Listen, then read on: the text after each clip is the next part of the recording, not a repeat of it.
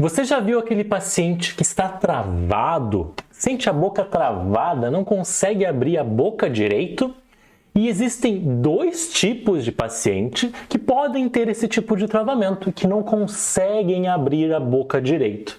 E é sobre esse assunto que a gente vai aprender na nossa aula de hoje.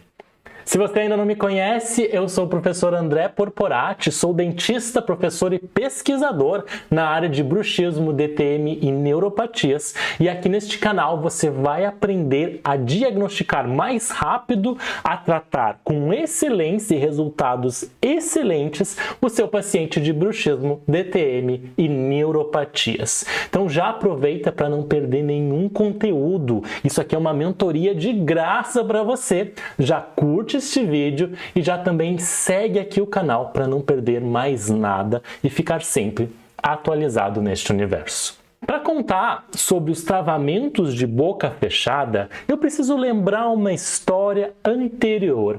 Não sei se você sabe, mas eu fiz mestrado e doutorado em Bauru, na Universidade de São Paulo, na Faculdade de Odontologia de Bauru, na FOB, onde eu tive a brilhante oportunidade de conviver com excelentes profissionais e tive a honra de ser orientado pelo grande professor, o professor Paulo Conte. E lá na clínica de especialização do professor Paulo Conte, a gente atendia vários pacientes diferentes. E eu lembro especificamente de um que chegou lá com um travamento. Ele chegou assim, ele tinha problemas, dores na musculatura aqui no rosto, né?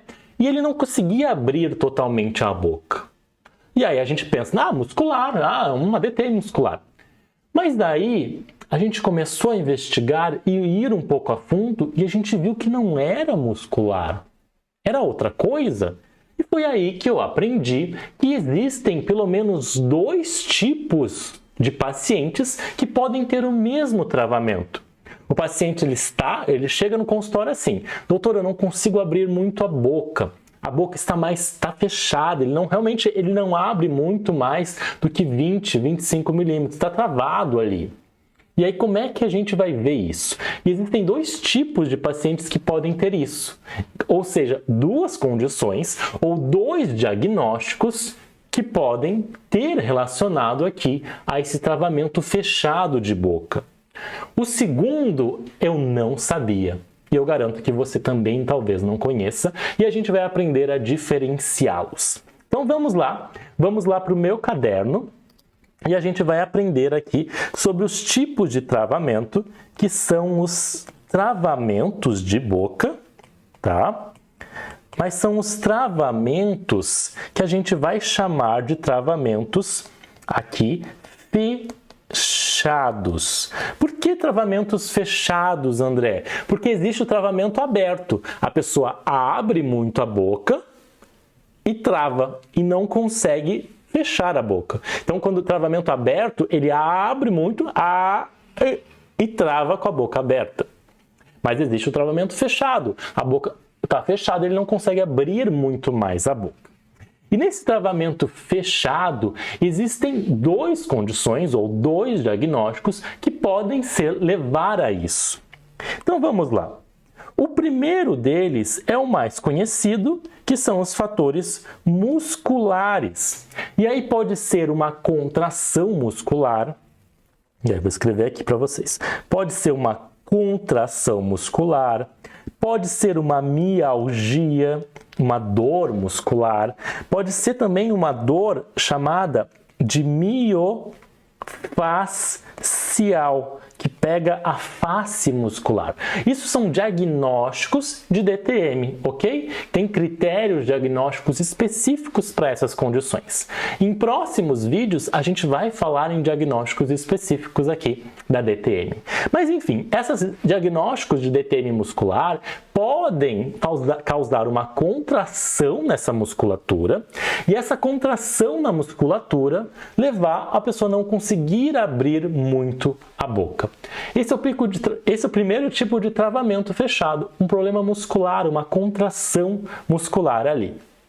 Mas temos também um segundo caso, que é aquele caso que provavelmente você não conhece, não tinha ouvido falar aqui ainda, que é o caso do problema articular. Então, o segundo caso é um articular, ou seja, um problema de deslocamento de disco que está travando a boca. E aí a gente tem aqui um diagnóstico chamado deslocamento de disco para anterior, e aqui a gente tem o sem redução. O que é isso, André? Sem redução? Quer dizer que o disco articular do meu paciente ele foi para anterior e ele não recaptura do movimento, ele está lá na frente e por isso ele está bloqueando, ele está agindo como barreira. Então pensem aqui comigo, eu estou aqui olhando para o lado, o meu disco ele está para frente, aqui é meu côndilo, eu vou tentar abrir a boca, eu não consigo, porque o disco está agindo como barreira mecânica, está impedindo a minha translação, a minha movimentação de boca. Então eu não consigo movimentar, eu faço só uma breve rotação ali de disco.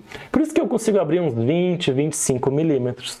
Mas eu não saio mais disso, eu não consigo avançar mais do que esses 20, 25 milímetros. Então, esses dois tipos de pacientes, seja muscular ou articular, podem dar esse tipo de travamento, no caso aqui, fechado.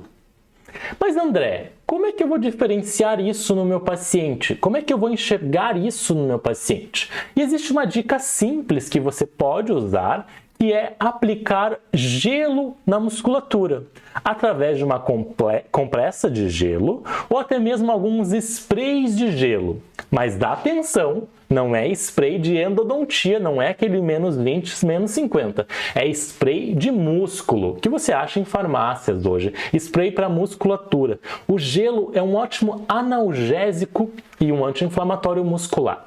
E aí você vai colocar na musculatura esse gelo por alguns minutos ali. Fez ali, o que você vai fazer? Você vai forçar a abertura.